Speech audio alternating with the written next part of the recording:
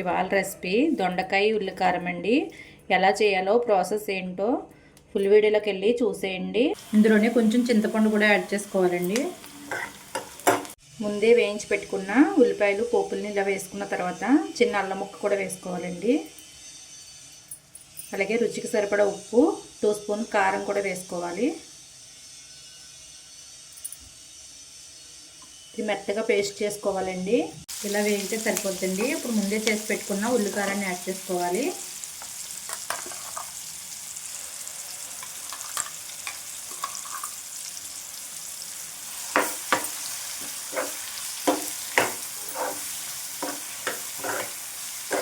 ఇందులోనే కొంచెం గరం మసాలా యాడ్ చేసుకోవాలండి.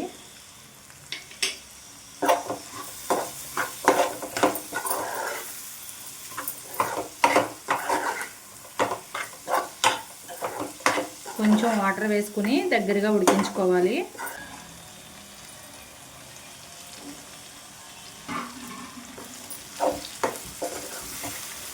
ఇలా దగ్గరగా అయితే సరిపోద్దండి. రెడీ అయిపోయిందండి దొండకాయ ఉల్లికారం. మీరు కూడా ఈ ప్రాసెస్లో ఒకసారి ట్రై చేయండి. చాలా అంటే చాలా బాగుంటుందండి.